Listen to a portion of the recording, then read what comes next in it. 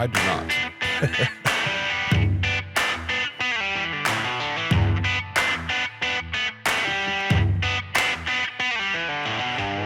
Welcome to Just an Average Fantasy Football Podcast.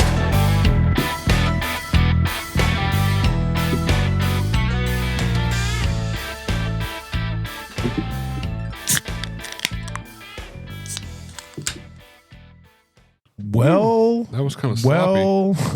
Welcome in to Just an Average Fantasy Football Podcast, and that was sloppy. I feel like there's more beer in that can than the can hold. Well, whatever it wasn't holding is now on the table. Yeah, it's all over the place. You can find us at avgffpod.com. You can go there, click the buttons, go to the places, give us the likes, the follows, the subscribes. You can listen on the website. Go do the thing. Help us get our numbers up. Anyway, we have a beer of the week. So tell me about it. So this is a Carnival Brews company. So it's Carnival Cruise Brews. Got you. You supposedly can only get this beer on a Carnival Cruise. On a Carnival Cruise. So someone happily walked it off for us. It is a beach lager. It's called Parched Pig by Craft Brews, whatever, blah, blah, blah. It's a beach lager. It says refreshing, crisp, and golden. A sunny touch of sweetness with subtle floral and bready notes. I never heard bready before. Never heard that. Never heard of the script. So it tastes like a sandwich. Yeah. A citrus sandwich. Yeah, born a floral sandwich. Floral sandwich. Flower. Tastes like flower sandwich. A rose and lily sandwich. That sounds terrible. Born on Carnival Cruise Line, bursting with flavor. All about that relaxed. But yeah. So I was told that their brewery. Yeah, it's easy for you to say. No, it's not. Is actually on the ship, and then they can it and put it back, and then they only sell it on their ship. It's not bad. It's 4.9%. It's nothing special though. No, it's just a lager. I mean, it's just a. I can definitely taste the floral. Yeah, aspect. a lot more than the bready. Yeah, I don't know what bready means. Yeah, I have no idea. What that I was means. hoping that when I read it, then I could taste it again and be like, "Oh yeah, that does taste like a sandwich." But yeah, no, I will say this: it's not a beer that I would order. Once I would have one and be like, "That's enough." Yeah, but like I tasted it. Yeah, that's all I need. I'll go back drinking natty. Yeah, give me a Yingling, and we'll be done with this Colt 45 something. It's just no. Yeah, it's nothing special, but it's also like. You know, if I'm drinking a Mick Ultra, obviously there's nothing special. Yeah. But it's just a beer. You know what I'm saying? This one, it's nothing special, but it has enough flavor that I don't like. If that makes sense, it's not like it's gross. I don't want to say it's gross, but it has enough flavor where I'm just like, I don't really want more of that. Yeah, I could see that. Let me try. I will say sometimes these beers get different the more you drink. So let me try a couple more sips and just see. Sometimes it's just a bit. No, I'm just kidding. But yeah, no, it's like I said, it's not bad. It's just not bad. It's just a beer. Yeah. To me, it's just a beer. I will say, if you prefer a lighter lager type beer that has flavor, like that has that you can taste notes of stuff, then this is as long as you're cool with the flavor of it, is definitely. And you're on a ship. Like if you're out in the ocean and there's nothing else to drink, then oh man, give me 10 of these things.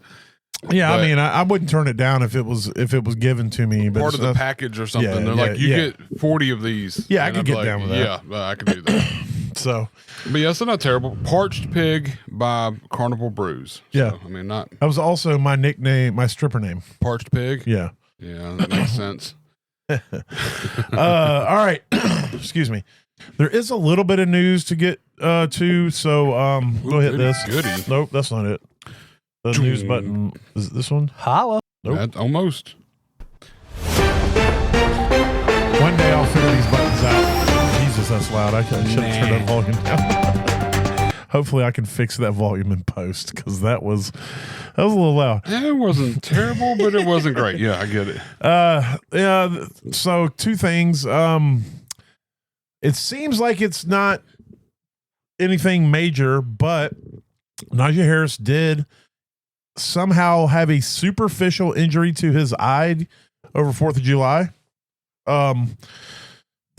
Because the teams aren't required to release anything right now, it's been kind of weird of it, what's going on. But Najee's agent did come out and say that he will be ready to play. It's a superficial. Now, superficial doesn't mean it wasn't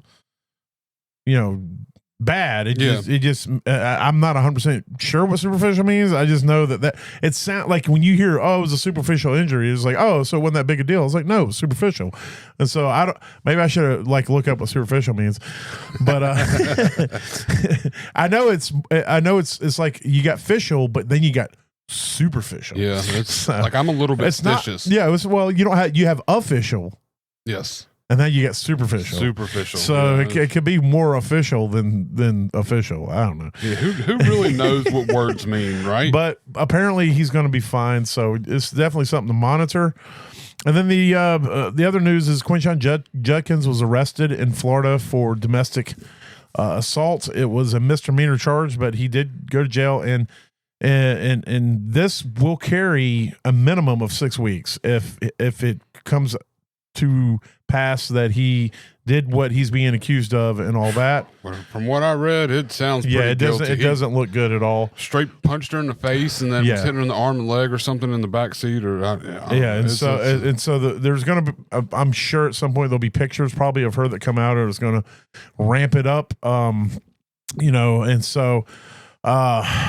obviously a terrible situation and all that. So it's the fantasy implications are they were already talking that Jerome Ford was going to be the starter. That was already kind of the news coming out of Cleveland, not from the team, but from the beat reporters. So I would say that this definitely will put Jerome Ford back in the driver's seat. They obviously don't have Chubb there anymore. Dylan Sampson to the moon, baby. Dylan Sampson, I think he's like a 6th or 7th round pick, but he's definitely if you're in Dynasty, he's somebody you want to just grab and throw on roster because, running backs more than anything, these guys can hit even if it's for a season. I picked him up late, last pick in, I don't know, 3 or 4 leagues. I've got him quite a few places. Accidentally. No intent. It was just let me just grab this guy. Looking for running back depth always. I'm always trying to scrounge. And Cleveland didn't put a whole lot of faith in Jerome Ford. They brought him back, but they made him take a pay cut. Yeah. And so it wasn't as though they're like, hey, we're going to pay you to bring you back. And they're like, hey, you want to come back, but you're going to have to, we're only paying you this. Yep. And so he came back begrudgingly, as far as that goes. And then we're still waiting on a bunch of first rounders to sign. There was a 4th round pick. He was 4. Okay, so that's a little bit better than I thought. And he played receiver in college. Yeah. So he's a little. Yeah, he's definitely somebody I would 100% roster in Dynasty if he's on your waivers. He's a little smaller than I like, but I just remembered getting him a couple places, or having him when the news came out. I was like, who else is there? I knew Jerome Ford, but I thought they drafted somebody else. Yeah, and Pierre Strong is still there too. Yeah, so which he hasn't really done anything. But I would say right now the two that I would be invested in Dynasty is Ford and Sampson, and then the only one I would invest in redraft is Ford. Yeah. But let's see. There is a little bit of contract stuff going on. Terry McLaurin is pretty upset right now with the team. He's trying to capitalize on his one good season finally with a quarterback that could get him the ball. And I hope he gets the bag. Good for him. Garrett Wilson got paid. Yes. Which is good. If you've got him in Dynasty, they've made a commitment to him. It's a little bit better on paper as far as his standing. Is it says he's the first 3-year receiver to make an average of $31 million, which is just it's like a weird way of trying to boost up his. We didn't pay you a whole bunch, but it looks good. He's making an average of $31 million, but it's compared to these other big time receivers. But it's just it's just a way of these guys got to have their egos stroked. These. I don't know if Garrett Wilson's really a diva type, but he plays a diva type position, and all these guys that's the way.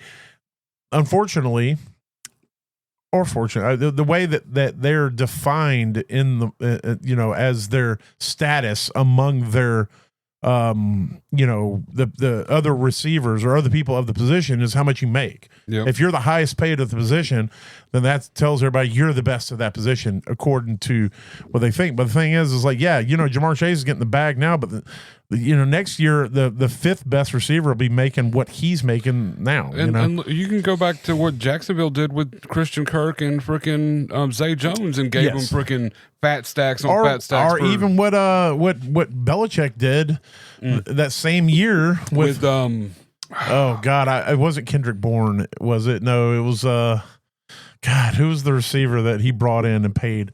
The guy that can't catch babies. Yeah, I know. I'm sitting here thinking, I'm like, who was it that can't catch babies? He used to be the Philadelphia receiver. Oh my god. Oh god, it's like this is the worst. Oh god. Is this how you feel Aguilar, all the time? Nelson Aguilar. Nelson Aguilar. There it is. Not just Nelson Aguilar. Nelson Aguilar wouldn't catch him. Right. That's one of the greatest clips ever in the history. If you haven't ever seen it, it's go gold. look up. There's a clip when Nelson Aguilar played for the Eagles, where there was a man who saved some children from a house fire where they were on the second story, and I can't remember if the kids jumped to him or if someone else like tossed the kids to him, but he caught them and he was being interviewed about it. And I remember the exact question that was asked, but his response was, not Nelson Aguilar. Nelson Aguilar wouldn't catch him because he had dropped some passes in games, and it was like all over the U.S. Either way, I don't know what you would Google search to find that, but it's an old clip and it's absolute gold. This guy, in the midst of being a hero, has to absolutely take shots at Nelson Aguilar. Right in the middle of the interview and everything. Yeah. It is absolute gold. But and that's how we remember Nelson Aguilar. That's always he can't catch babies, man. I still couldn't remember him. It's been so long since that's been brought up. Yes, but yeah, he got paid a whole bunch of money for the market that year. Here it is. Smoke started getting worse. Then I seen a guy hanging out the window, screaming that his kids was in there and things like that. So I ran to the back door, see if it was open, and it was. I ran upstairs, and then I was breathing the smoke. I ran back downstairs. By that time, the ladder truck was pulling up, and ironically, then one of my old coworkers took the ladder off the truck, raised it up, and assisted people down. My man just started throwing babies out the window. We was catching them. Unlike Aguilar and his mishaps, I like to put that out. Unlike Aguilar. Unlike Aguilar. They was just throwing babies, and we was catching them, unlike Aguilar. So nonchalantly. He's like, I just want to put that out there. Man, like, it's almost like he's the opposite of Aguilar's agent. He's like, he's the antithesis. Antithesis. There you go. That's not it's pretty close. Antithesis. Let's not do this. Easy for you to say. You know what? I didn't think that word was a problem for me until just now. It just became a problem for me. So I've learned that might be the first time I've ever used that word in a sentence. So that's good to know. It's good to know now that I'm going to avoid that word. The opposite. The opposite. I'm just going to stick to the opposite of the agent. Wow, we're off to a freaking hell of a start. Yeah, it's pretty nice. Anyway, so there's all that. We took shots at Nelson Aguilar. One more contract though. It's not offense; it's a defensive contract. Sauce Gardner got paid. Yeah, the highest paid. I think it's 120 million for 3 years or 4 years. I mean, they realize that they have two studs there. Sauce Gardner, it might be the best corner in the NFL. And Garrett Wilson is easily a top 15 receiver in the league right now. So they're dishing out money this year. So I'm telling you, man, and we're going to talk more about the Jets here in a minute because I might be crazy, but 4 year 120.4 million. Yeah, for Sauce. And it was I think it was a 4 year 130 million or something. For it might not be 4 year, but I'm pretty sure it was 130 million or Wilson's, something like that. Yeah, it was 90 million guaranteed. Yeah. It was a big contract. I just remember seeing Sauce. Sauce just came across today. Yeah. So, and here's the thing: the Jets are super smart for doing this. It's like it kind of is. I feel like there's a change in New York with the Jets, and they're super. We'll get into that. Yeah. But yeah, so there's the news. And like I said, there's some first round picks that still haven't signed. Higgins, the first round receiver for the Texans, signed, and he got his whole contract guaranteed. His rookie contract 100% guaranteed. So that's creating a new market issue, and that's why these guys right now are. There's some people holding out because it's like, hey, he got 100% guarantee. I want mine. I want all my money too. So it'll be interesting to see how that goes. I'm all for it, at least on their rookie contracts, because these guys put their bodies out there. It's like you look at these basketball and baseball. These guys get these freaking contracts, and their bodies don't go through near as much, and this all guaranteed. I mean, freaking Bobby Bonilla still gets paid. And that guy hasn't played baseball in years. Yeah. Bobby Bonilla Day, he still makes like over $1 million every year. Which we could do a whole podcast on Bobby Bonilla's contract, but it's the contract I would want. Oh my God, it's amazing. There's a Ponzi scheme involved, which is part of the reason why it's set up the way it is. But anyway, so let's move on to breaking down the AFC West. I meant East.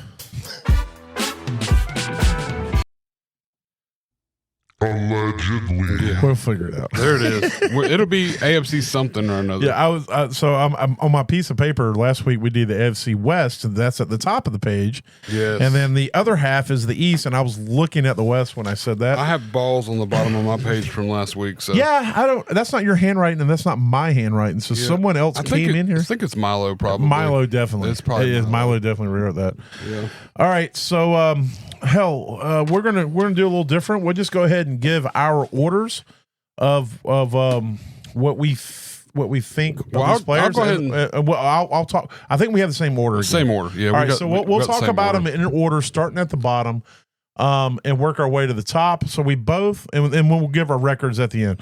So we both have the Dolphins. Oh, I lied to you. Never mind. We don't have the same order. Okay. I got the Pats and Dolphins swap. So okay. So I have the Dolphins. you have them in the bottom of it, and I have them in the third of it.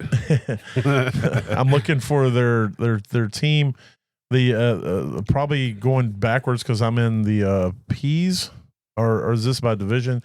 Anyway, I have the Dolphins at the end of the division, or finishing at the end of the division, finishing last in the division. And I'll go ahead and give the record. I got them 7-10. I got them 6-11. So okay, so it's a similar record, but I just got the Pats' schedule looks tough to me. I don't like looking at it. That's why I think they got a few games. Yeah, that's what it's done. I was trying to figure out. I'm sorry. I'm trying to scroll through this website to get to the teams that I want to talk about, and I just realized that it's all done by rankings. So. Yeah, so what we'll do is I'm going to hit a back button here. And so I'll go ahead and I got them 7-10. My thing is I feel at this point, I just think that they're going to obviously take a step back. I think that McDaniel's coaching proclivities have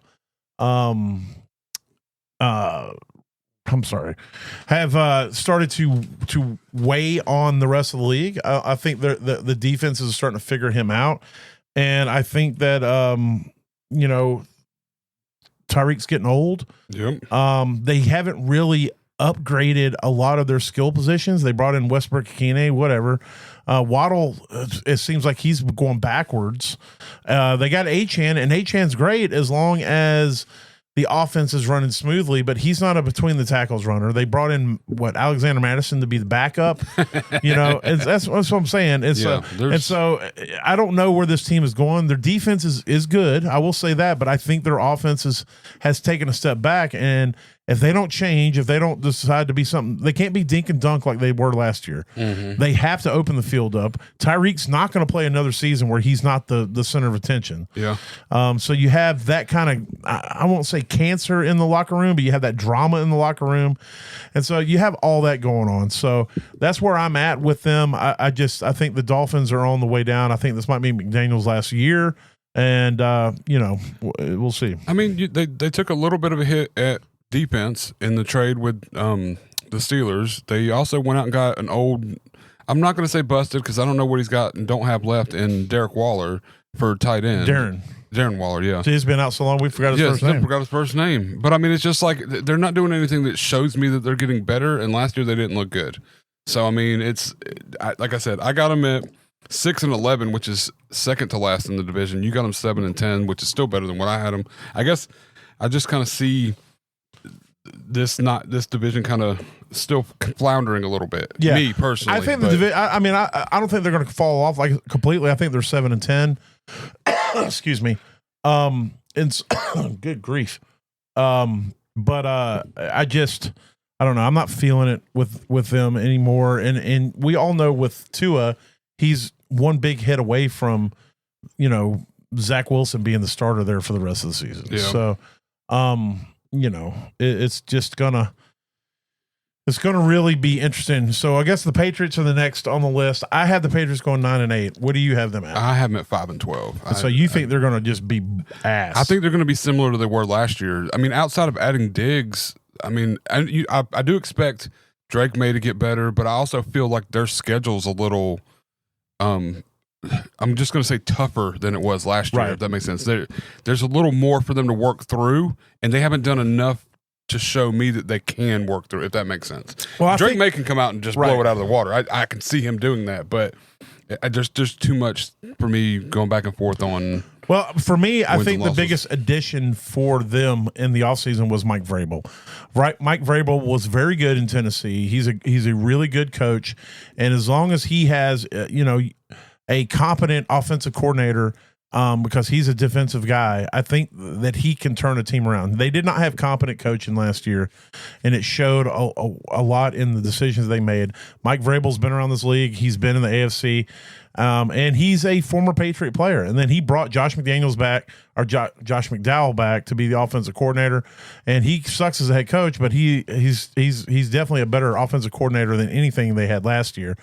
And so for me, I look at that plus, the additions they made. You talked about Diggs. They actually brought back Mac Hollins as well.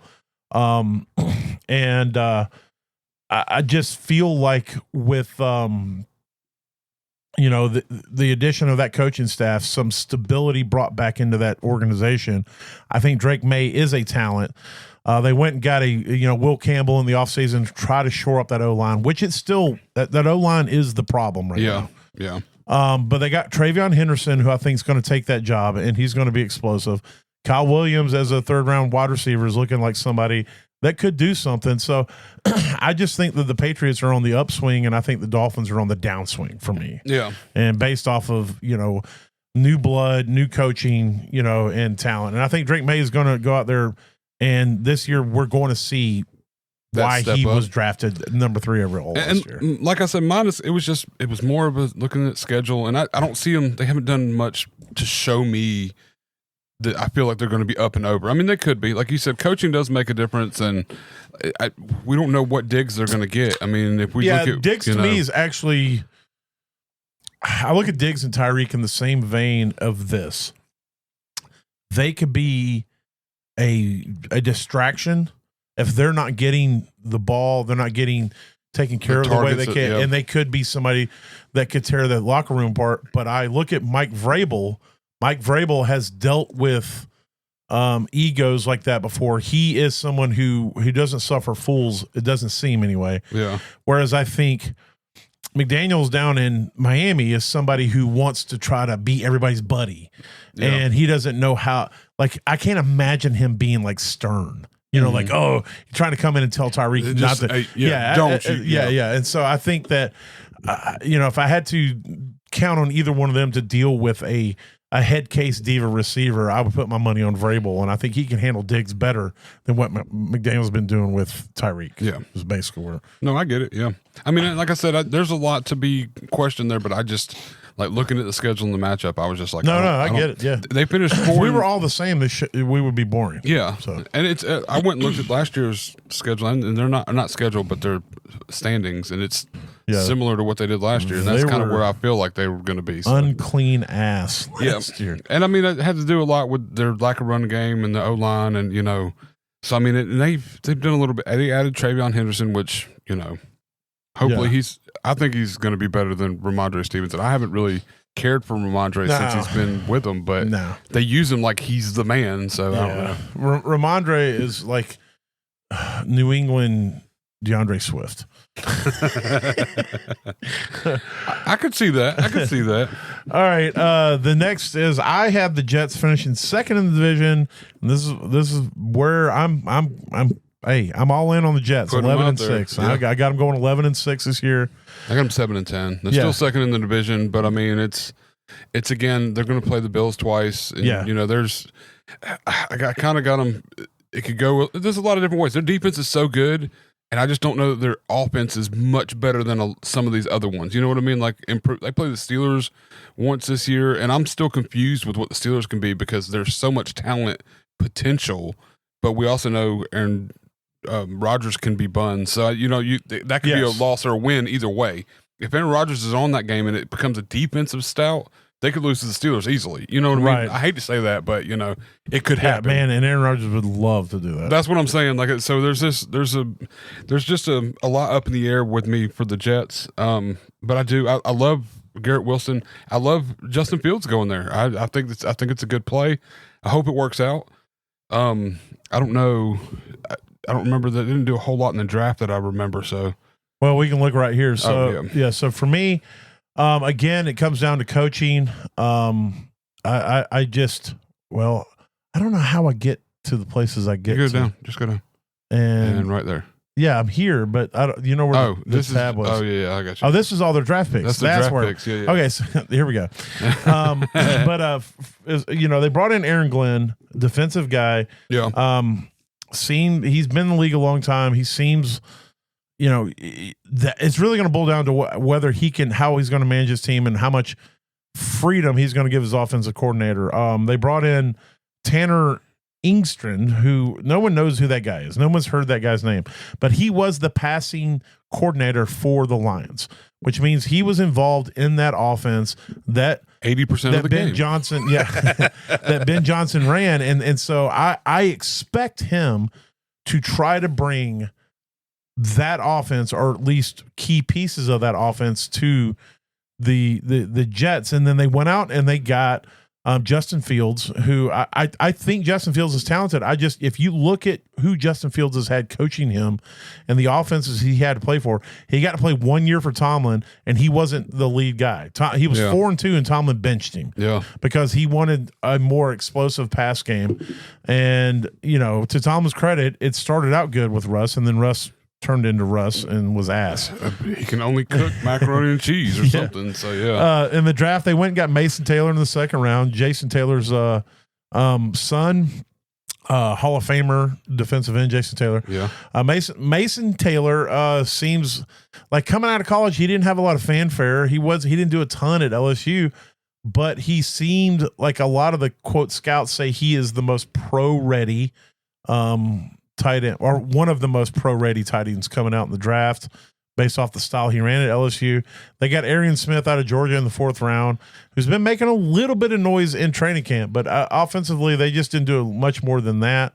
They focused in other areas they needed to focus in. Well, they signed their guys. I mean, they signed Gardner, they signed Wilson. You know, they're holding their defense and all their key pieces together to make it all work. You know, and then they gave Justin Fields a 2-year, $40 million deal.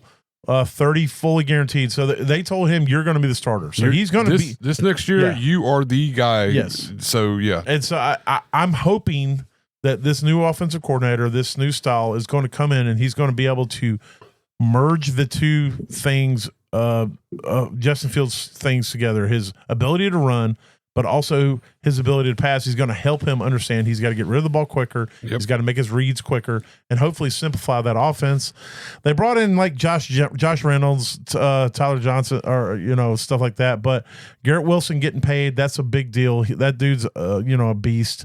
You got Breece Hall, who had a down year last year, who before that was everybody's like, this dude's the GOAT. He's the man. Yeah. And then he had a down year and everybody's like, nah, fuck Breece. It's like, well, I mean, come on, guys. Yeah, like, hold up a second. Yeah. I mean, but also too, I mean, Braylon Allen behind him isn't no schlub either. Yeah, right. I mean, he's kind of somebody to kind of look at. I've been looking like deep in drafts to, if nothing but a handcuff, you know, like, because Breece is a good running back and he just needs time to shine. They played with shitty quarterback play last year. They were kind of all over the place. They just weren't collective. And the big issue right now is who's going to be that second receiver on the outside. Is it going to be? Oh my God, it's going to be Garrett Wilson. Yeah, it's going to be Garrett Wilson on both sides, and Garrett Wilson out of the slot, and Garrett Wilson might be out of the backfield. I don't know. the draft pick was Aeneas, or is that what I get? There's two guys that I get confused from last year's draft. One with the Eagles and one with the Jets. Oh man, I know who you're talking about too. Because I went and picked him up off of waivers 2 days ago. Let's see. Well, the Alan Lazard, Arians. Well, that's the rookie. Oh, I wasn't even close. Malachi Corley. That's it. Yeah. So is it going to be Malachi Corley? Like I said, Arian Smith has been making waves in camp, but they don't really have anybody. Like I said, you got Josh Reynolds there, who's just a journeyman. He's just receiver. a guy. Yeah, He's a guy. He's one that's there's gonna be 2 weeks when everybody's gonna be pissed that they didn't have Josh Reynolds. Yes. And other than that, he's not gonna be. And you're gonna be like, you wouldn't have started him anyway. Yeah, it's not gonna be. It's gonna be a week where you can play DFS. Right. Pay whatever it is and play him every week just in case. And so is Lazard going to step up and be a serviceable number 2 receiver? Is Arian Smith going to step up? Is Malachi Corley going to finally show what he can do? Because I'm pretty sure he was a 2nd-round pick last year. And so, that's the big question mark right now. And then, of course, at tight end, is Mason Taylor going to be what he can be? You got Stone Smart, who to me is a sneaky ad in a lot of dynasty leagues because he showed a little bit last year with the Chargers whenever he had to step up. And so, excuse me.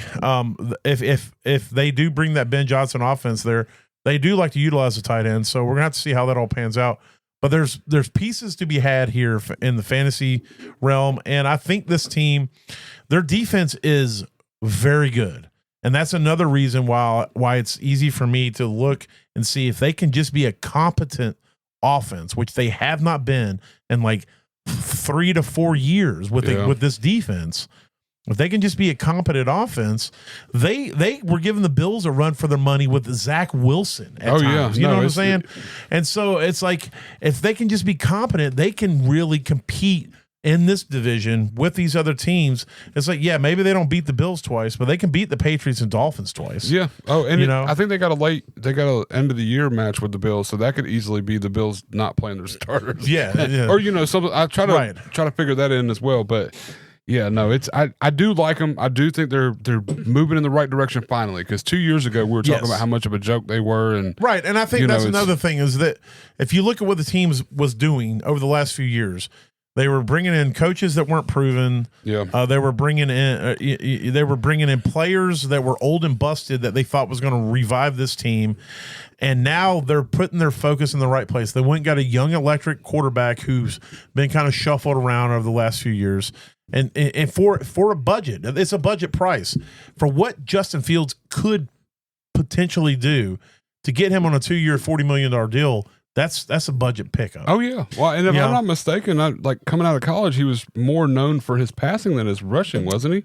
And it wasn't until he was in the NFL that he ran a lot more. No, I mean, coming out of Ohio State, he was known to be a good passer for sure. That's what I'm saying. But he definitely used his legs a lot. I figured he ran. I just I don't watch college, but I was just trying to think back. I mean, it's been 3 or 4 years. His biggest issue in the NFL hasn't really necessarily been his accuracy as much as it's been his processing. Figuring out where his reads are and throwing instead of running. And throwing instead of running and getting rid of the ball quick. Mm-hmm. Drop back, go through your progressions, get rid of the ball. And so he just, I think that he needs somebody, a coach who can focus on that and create an offense that's going to help him be able to go through those reads very quick. It's kind of like what was going on with Bryce. Bryce Young with the Panthers. It's like they don't want him back there. They want him to go 2.7 seconds, I think is the max they want. Yeah. They want him to go boom, boom, boom. If there's nothing there, get out of the pocket.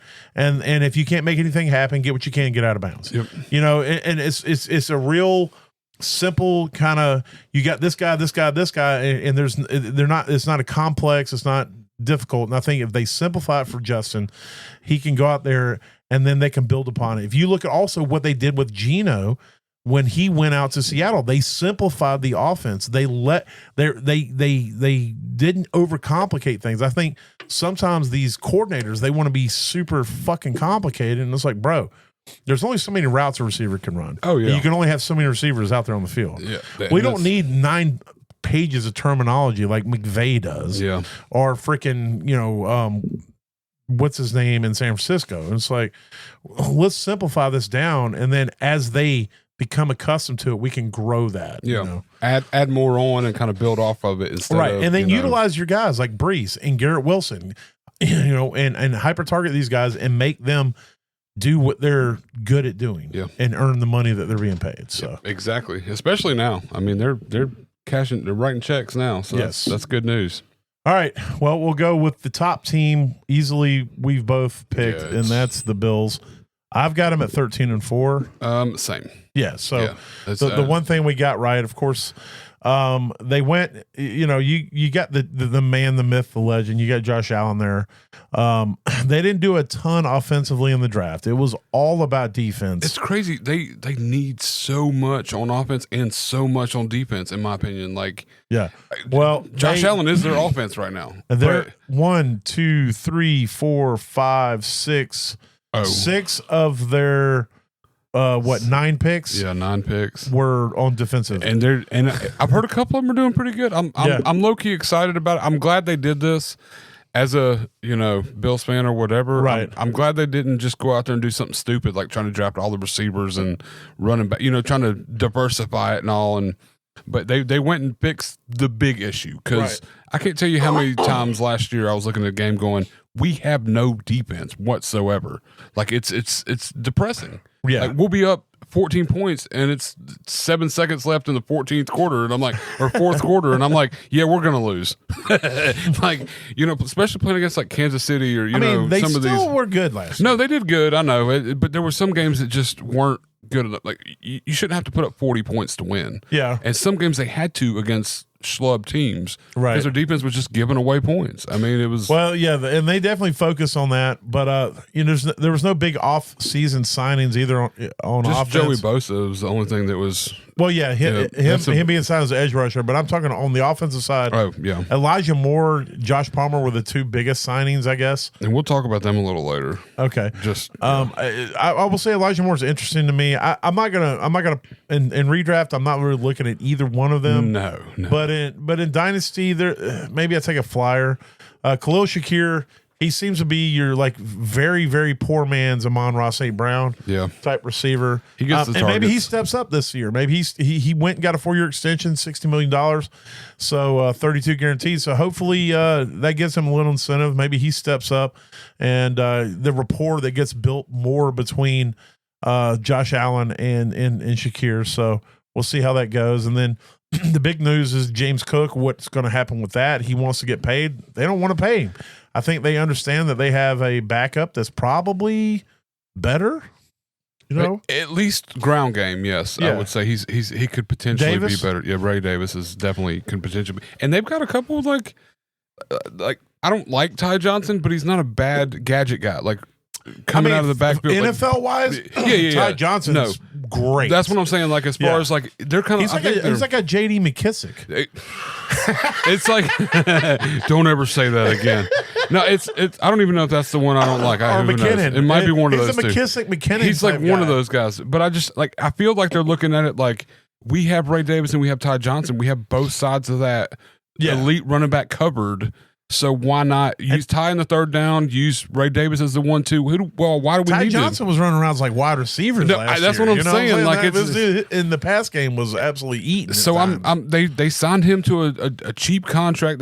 They still got Ray Davis on a rookie contract from last year. So I mean, I just feel like they didn't want to dump a bunch of money when they've got somebody that can fill that role. And that's why, I mean, we'll talk about James Cook later too, but you know, it's definitely. I've been trying to get rid of James Cook in Dynasty because he just feels like to me, and I may be wrong. I know that he was great last year. He had a ton of touchdowns. He did what he had to do. But he just feels like to me one of those running backs that in 2 years we're going to be like, you know, whatever happened to James Cook? If he ends up on a team like without the rushing threat of a quarterback, if he goes to somewhere like Miami or he goes to somewhere like That's why he got. He couldn't be Gibbs. That's what I'm saying. No, there's no way. Yeah, so if he went to now he wouldn't go to Detroit, but if he ended up on a team like Detroit where the quarterback is a statue, the Rams, he does not have that skill set. The reason he had 16 touchdowns last year is because they were watching Allen first and Cook second. Yeah. So there's probably 5 of those touchdowns he got that Allen could have taken in. Right. If that makes sense. They were so guarded on the threat that Josh Allen poses anywhere within 8 yards of with the goal line. Right. He got that work, and that's why he finished so high. And I'm worried this year, taking him, I don't even know where he's going ADP right now. It's really high. It's a lot higher than I would imagine trying to reach or trying to grab him at. And so my issue with that is effectively I think they're going to incorporate Davis a whole lot more into the game, and I don't think they're going to especially if they don't give him a contract. Yeah, right now he's going off at RB14. Yeah. I'd take Kenneth Walker over him. And I don't even like Kenneth Walker. Neither do I. Yeah. I mean, Chuba, I would take Chuba over him. I'd take Joe Mixon, James Conner. Yep.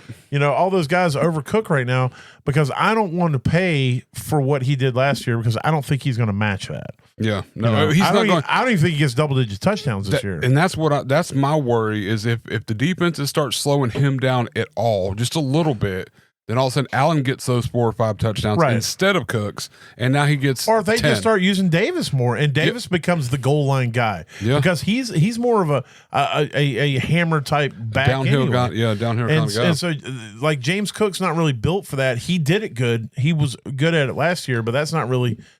Until last year, it wasn't really his style. It wasn't, yeah. And like I said, he had so much open space. If you go back and look at I watched a collaboration or whatever, a video of all of his touchdowns he had last year, and I want to say compilation. Yeah, that one. Out of the majority, I don't know that word because I have not seen it on any other. I've never seen the word compilation on any other site other than sports sites.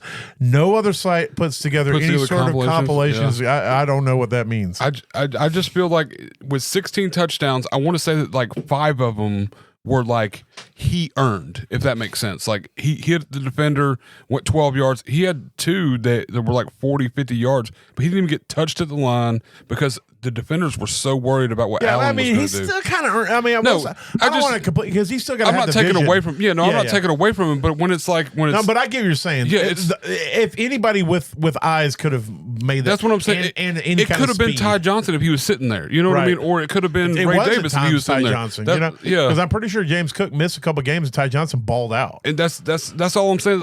There's no reason that you can pay a guy $50 billion when you got a guy that only wants $10 billion to do the same exact job, if that makes sense. So that's why I feel like I'm kind of fading James Cook if we want to talk about that in any way.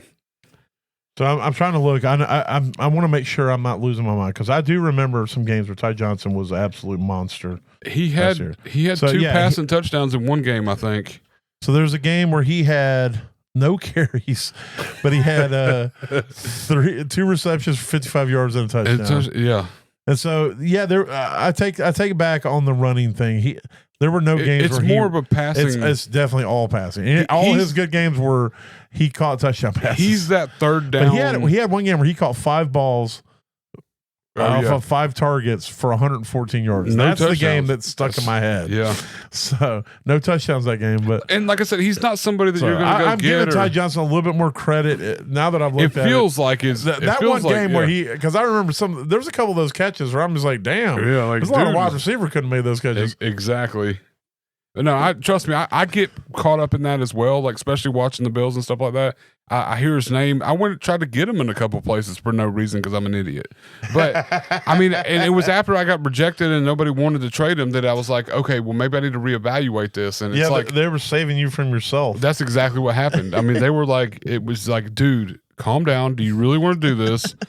And it made me wake up. But, I mean, I just think that, you can have 2 guys do the same job as one guy and it work efficiently. You know what I mean? And I think that's what the Bills are thinking too. I really think that they don't.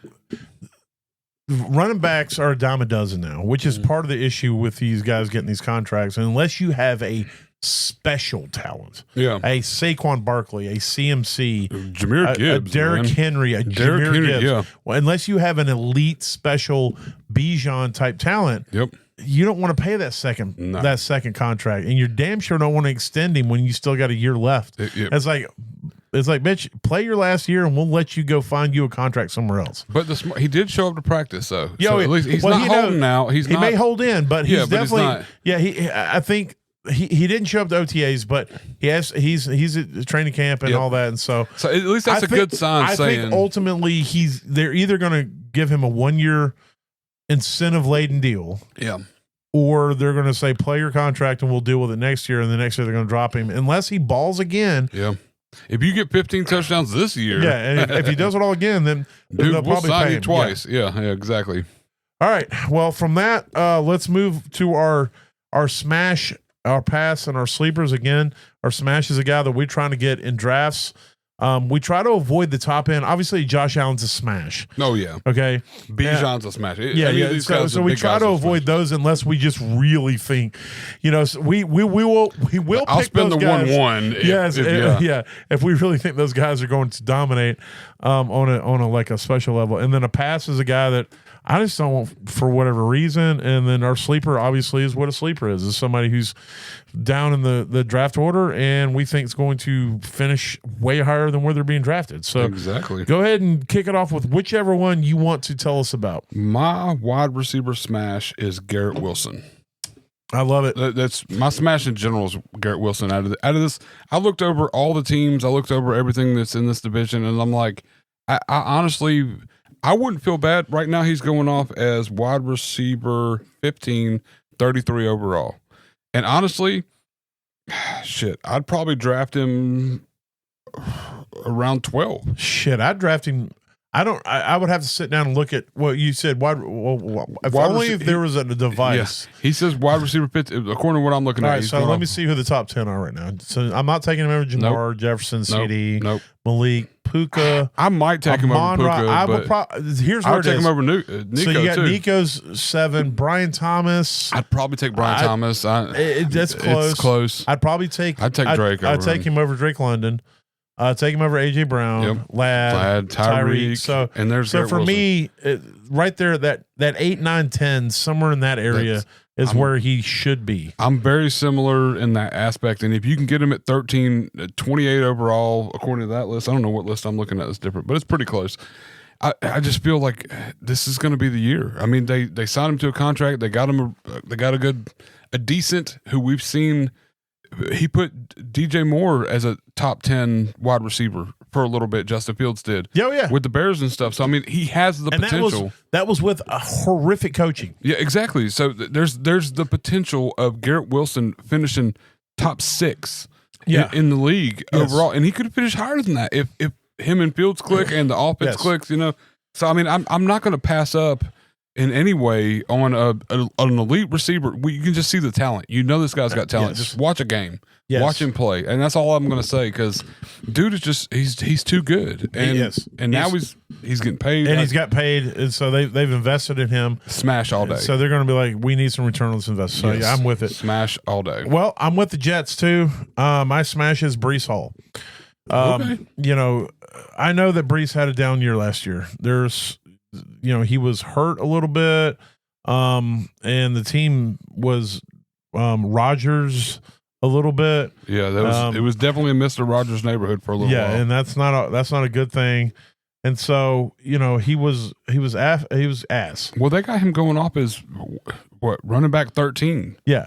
I mean, at 32 overall. I mean, come on. If you think about where he's going off at 13, so Kyron Williams above him, I would take him over Kyron. I would take him over Chase Brown. I'd take him over Josh Jacobs. I'd take him over Bucky Irvin. I wouldn't take him over Jonathan Taylor, but I'd take him over Devon Achane. So right here at 7-8, that's where he, in my mind, I would be willing to take him. 2 years ago, he finished in a half-point PPR. He finishes the running back 4. Just based off of how, quote, bad he was last year, where do you think he finished in a half-point PPR? 15. Oh, you're close. He finished at 17. In your mind, you feel like he was in the 20s. Like, no, I'm just going, like, I remember the games. He had some big games, and I remember that, but I also know half point PPR isn't what's always in my. I always think Right. full point because most of what I'm in is full point. So he probably finished better.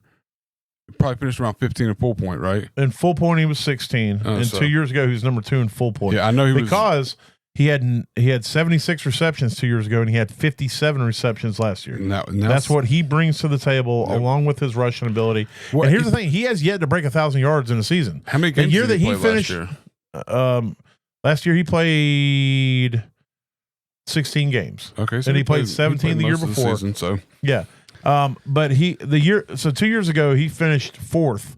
He only had 994 rushing yards, only 5 rushing touchdowns, but he had 76 receptions, another 500 yards, and 4 touchdowns. yeah. So he's like a big lots CMC, He is. and so with the potential to grow beyond that. Yeah. And if you have a competent offense and you have a competent quarterback, who's not trying to get his best friend every fucking pass in the end zone, Tell me about it. then you can finally get an offense His running two the best best way. friends, because Right. they had Lazard and Devontae That's Adams true. there. So And then you take into consideration that right now there's no solidified number 2 receiver on that team. There's nobody who's going to demand tons of targets. So right now it seems as though Brees could be the number 2 receiver on that team. that is very true. You know, and so you know, I'm all about Brees this year. I've been trying to get him everywhere, and the good news is I don't have to pay nearly what I think he's going to be. I can get him in the 3rd round, and I feel really good about That's that. a hell of a smash. Hell yeah. All right, my pass is Stephon Diggs. Okay. Yeah. It's not even really about his ADP. I think his ADP is fine, to be honest with you. If I can get him at more of a value, then maybe I invest because of what he can potentially do. But he's, 31? Yeah. Is he that young? He's 31. He's coming off a major injury at that age. And I think that Drake May is good enough to get him the ball. I think that offense is good enough to get him the ball. I don't know that he is good enough to demand the targets anymore. That's my big thing with him. He is, you look at a guy like Tyreek. Tyreek is about the same age, but his is about speed. Speed doesn't die as quick as, if you don't have that elite speed, but you have to go out there and get separation. You have to be a very good route runner, and you have to do all those things. Well, that involves a lot of quick twitch kind of cutting stuff that does die. Yeah. Oh yeah. That could definitely fade away. Yeah. Real quick as you get older. And so I mean, he's wide receiver 43, 88 overall. I mean, you're getting him in the 7th round. Yeah. At that. And so 6, math is hard. 6th or 7th. Yeah. Yeah. So Because if you're looking at 12, we talking 12. 12. Yeah. So 7 is 84. Yeah. So yeah, you're getting him at the end of the 7th round. Or you're getting him at the 8th round then. In the early 8th. Yeah. Early 8th. Early 8th round. Math. Yeah. We talked about it before the podcast. I was kind of debating on putting him on as my sleeper just because of how low they have him and his potential. His potential, yes. I mean, you look at what he did even last year, which I thought was his 2nd year with Texans. I'll admit it, I'm fucked that up. But first year with the Texans in 8 games, he was averaging like 8-9 targets a game. Right. And, he was still putting up an average of 12 points per game. There were some bad games, but still, like, I don't know. I don't feel New England is a good landing spot for him. I don't know that he's going to fit their scheme. I just think if he doesn't get fed, he's going to be a baby. There's going to be a lot of locker room drama, I'm sure. And that's going to happen. That probably weighs more into my analysis. Especially if he doesn't come back off the injury very well. Like if there's issues, like if the injury and the diviness is kind of where it could definitely work. I understand it. Trust me. I have no argument with him being a pass. I do kind of still lean towards him potentially being a sleeper. I mean, I can understand at that value. I mean, if you can get a wide receiver 43 and he gets you wide receiver 20 numbers or 28 numbers. Well, let's just look who's being drafted under him. Would you take Jaden Reed or Stephon Diggs? Probably Diggs. Cup or Diggs? Diggs. Golden or Diggs? I'd take Golden just Josh because I think Downs he's going to get a lot Diggs? of targets. I hate who's throwing him the ball, no matter who it is. I might take Diggs. Michael Pittman or Diggs? Michael Pittman. I think he's going to have I'm probably going to put him. See, I would take Jaden Higgins over Diggs. I would take Higgins too. Like I take Keon Coleman over him. Because I think Coleman has to be. He doesn't have to be the one, but he's got to step up this year. He has. I mean, they didn't go and replace him. They didn't get anybody worth a shit. You know, they replaced Leggett essentially in Carolina. Yeah, and they didn't replace Keon. So exactly, he's going to get one more shot to be the dude. So this is a tough. I'd say from like 39 to 54, it could go a lot of different ways. Mm-hmm. You know what I mean? Like, I really like Ricky Pearsall this year, but. You know, I'm not super sold on Debo Samuel up top there. Like, yeah. I would take Pearsall over Debo. Yeah, exactly. There's a lot going on in this vicinity that kind of goes back and forth. But right. Speaking for that, I'll go with my pass. We talked about him earlier, James Cook. Yeah, I don't care. Like where they got him going off is way too high to me. Yeah, absolutely. I don't think running back 14. Which I think honestly, I'm gonna call my shot. He's gonna finish as like running back 20. This year, as long as he plays and everything goes well, because I think we're going to see more of what he was his rookie year, like where he gets stuck. Because now they realize that Allen's still a threat, but Cook is. We can't not watch Cook because he's going to run it in if we can. So and they didn't do anything to jam up the defenses to make them think, hey, we might use this guy or this guy. So I think that if Cook's on the field, they're going to kind of shut him down before anybody else. So Cook 2 years ago had 237 rushing attempts. He had 207 rush attempts last year. He was obviously way more efficient in the touchdown department, but not even in the rush department. So he was more efficient with his. He had a lot of bigger runs. Right. He had less targets and less catches. Yes. And so but you also got to think about this. Is that Ray Davis was a rookie last year? Yep. He only had 113 attempts.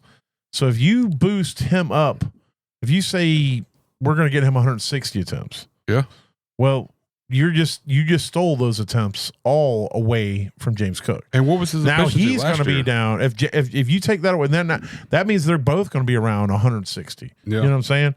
And so, but he was he only averaged just under 4, so he wasn't great with that. But he caught 17 of 19 targets.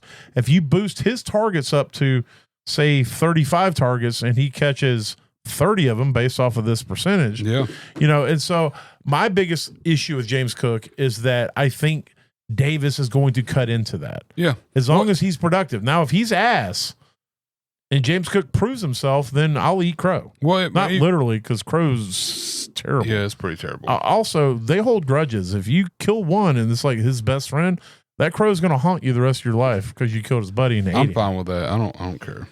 But I will say too, Davis's numbers might be a little like not inflated, but he played, like the very last game he had 15 carries, which I don't even think Cook's hardly played in. They had already had the last game. Yeah, that was the last. So there's they benched Cook. They benched exactly. They benched all their starters. So if you take 15 away, if you give him 15 other like earlier, it might have been a better situation. So if he gets more opportunity earlier in the game and everything, it could be a lot. It could turn out a lot better for him. And be if they start using it more as a split backfield as opposed to all Cook or whatever. Yeah. And so that's my biggest thing is I just think Dave's going to cut into his production. It very well could. Definitely. All right. Well, who's your sleeper? I kind of put 2 sleepers on here just because I didn't want. I looked through everybody, and your sleeper's a good sleeper, but I went with either Josh Palmer or Elijah Moore, and here's my reasoning. I'm not even going to look up their ADP because it's going to be low as balls. Josh Palmer is 70, wide receiver 72, and Elijah Moore is wide receiver 97. Yep, I said, low as balls. But if you just look at let's look at Mac Hollins last year, who isn't.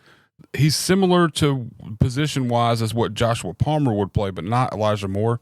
But freaking Mac Hollins finished out as like wide receiver 56 or something like that, which is 26 and 46 higher than both of these guys. He finished 79.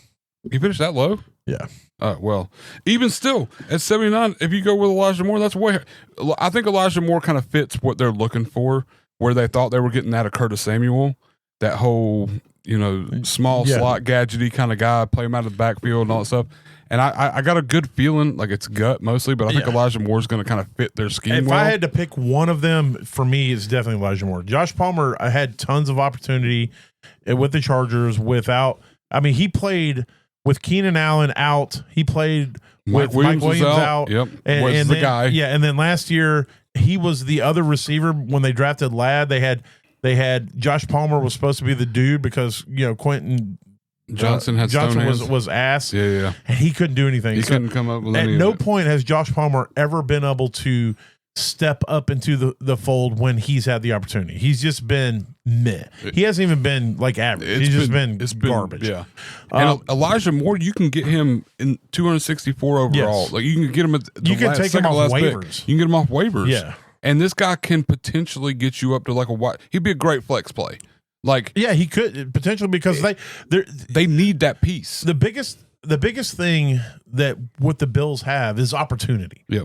There's no solidified anything outside of Khalil Shakir. Keon Coleman isn't even solidified. Yeah, exactly. Now he may step up, but even if he steps up and Shakir steps up, there's still an opportunity for somebody else based off of that offense. They needed somebody else last year. You looked at Josh Allen's passing numbers. They took a huge dip after Diggs left. Yeah, they really they thought Curtis Samuel was going to be something, and all he was garbage. Curtis Samuel, but if you look before that, when they had like Cole Beasley, or they had Jamison Crowder, or they had these like slot receivers, these guys that are like all over the place. The only thing I'll say against it is Khalil Shakir is also that guy. Yeah, no, I know. But I just feel like James Palmer's more or played more. Maybe they switch him up. And Palmer's more the outside. They take him off the outside and put him in the slot, put him somewhere on the short distance or something. But Elijah Moore kind of thrived in that short distance. He does. Get out, get open, and turn up the field. But I'm hoping that's what they need, and he works out. And maybe the Ken Dorsey figures out how to utilize him in a way that offense is best for that offense, more of a gadgety, because I really think that's what they wanted Curtis Samuel to be based off of what he did in Carolina, where he was like a running back at times, where he was catching balls and behind the line, exactly, and things like that, and he was like a wide receiver 20-something for a long time at Carolina, and then he just kind of turned into doo-doo after that. He fell off. Yeah, with went injury, and we went to Washington for a little bit and was kind of he had his moments, there, and then it was gone. But I feel like one of these two guys has got to hit and do better than what they're being drafted at. I mean, absolutely. Wide receiver 72 and wide receiver 97. Like I said, I would definitely take Elijah Moore over it. But I've been on the Elijah Moore boat for years, and I don't really know. I don't know. He just seems like he should be better because you've seen him do things where you're just like, man, that's really good. But then you also see him get tackled 4 times behind the line of scrimmage. Yeah, exactly. It's like, I don't know. I'm all mixed up. He'll have one play where he breaks 2 tackles when he should have got tackled for a loss, and then he'll get like a 26-yard reception, and then he'll have 4 straight plays where he gets tackled behind the line of scrimmage. You don't even see him touch the ball, really. I don't know. I feel like there's something there, and I mean, at what you're getting him at, I mean, it just seems like all upside. One of the two can potentially. I mean, my sleeper, I like my sleeper too, but yours is truly a sleeper. That's some Baker Bottoms type shit. It's the depth, man. It's I'm looking for somebody and I have Keon Coleman so many places. It's like I've already got Keon, so I might as well grab Elijah Moore for free and sit on him in case Keon goes down. It's a super cheap stack too. If you've got Josh Allen, and you don't have Shakir or Keon, and you're just like, fuck it, I'll take a flyer and see if I can get this other guy and see what he does. I would grab Elijah Moore. I feel like from what I've seen, he's more talented than Josh Palmer, but who knows? Sometimes these receivers go to a new organization, they get somebody tells them something different, and they just open up, and it's all new. But so I don't want to count him out. I don't want to go, I've never seen him do shit, so he sucks. So they are paying him more. He's got a 36 or I want to say it's like a $12 million a year contract for 3 years, and then Elijah Moore's only got a 5-year, 1-year deal. So, or $5 million 1-year deal. So I feel like they're thinking Palmer's going to be better, but you don't know until they get out on the field and everything. So, well, my sleeper again, going back to the Jets. I'm all in on the Jets. Push the chips to the middle, and for the sake of I don't fucking like the Jets. I've never liked the Jets. But not a Jets fan, but you're a talent fan. Yes. Justin Fields is my sleeper. He's going up as quarterback 14 and 100th overall. And the thing about Justin Fields is when he plays, when he's the starter, and they put all the faith in him, he puts up numbers. 2022, he was the QB7 on the season, and he was not very good at passing, but he ran for over 1,000 yards. I'm expecting them to try to balance him, but I'm expecting him to become a better passer overall. And even if not, his rush ability, if he has the confidence of a team, he has not had the confidence of a team really since he's been in the league. But since that second year in, where they're like, we're really going to put the faith in you, with a terrible coaching staff on a terrible team, and he went out there and was great for fantasy. The next year, they obviously didn't have confidence in him, and then, of course, they drafted Caleb Williams, sent him to Pittsburgh. He played 6 games there, was decent, and then they're like, nah, go sit down. But now he's on a team that believes in him, and that's the biggest thing. I think Justin Fields is going to go out there, and I think he's going to far exceed the 14. I think he has the potential to be somewhere around 7 or 8. Yeah. A QB 7 or 8, just like he finished 2 years ago, which would be great if you get him at 100, because right now the 7th QB going off right now is Baker Mayfield at 57. Yeah. And so, you're getting a guy 50 picks, almost 50 picks after that will finish where you could, where Baker, he could finish above Baker, because I think Baker's going to regress.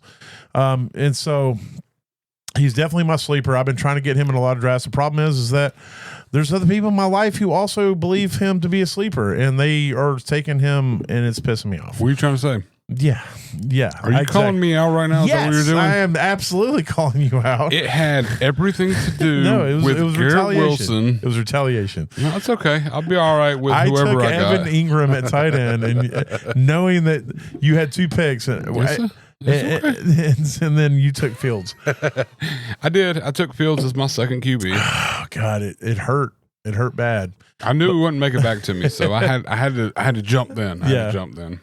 Terrell's also sniped me a lot in this draft, and I'm pretty angry at him as well. But yeah, so Justin Fields is my sleeper. I think that at the end of this year, next year, everybody's going to be like, holy shit, we got to get Justin Fields. Dude is amazing. Kind of like what it was when he had that good year. I went and bought like 12 or 13 of his rookies and his graded stuff, just because it's on the low right now. Yeah. And if he has any kind of season at all, and they talk about contract extensions and stuff, like if they make playoffs next year. Oh, yeah. If he balls out, they're going to extend him. That's what I'm saying. If they make playoffs next year, what I just spent can septuple. Like we can make hella money off of this. And the thing is I just have this feeling we're not dealing with the Jets of old. Yeah. I think that they have made a conscious change in the organization on how they do things. They've been drafting better. They've been signing, like what they just did with these contracts. They're paying the right people. Well, they're paying them at the right time, too. Yeah, exactly. You're always better to be the first one to be paying as opposed to the last. You look what the Cowboys have done with CD. Oh, yeah. They had to pay him so much. If they'd have paid him last year, they'd have got in first, and he would have been cheaper than what everybody else is. But they wait till the market blows up, then they pay. And what the Jets have done is they're like, we're going to get in, but we're going to get in before the market, buy ourselves a couple years, and then deal with it down the road. So, and so I really like what they're doing. And so, call me crazy, but I'm in on the Jets, and I'm in on their position players, especially Brees, Garrett, and Fields. Hell yeah. Well, there it is. There's the AFC East. Next week we'll be breaking down the AFC North, and our opinions on all that shit. So if anything we say or do helps you get to that average place in your league, that means we did our job, because as the saying goes, when you finish average, you don't finish last. That's exactly right.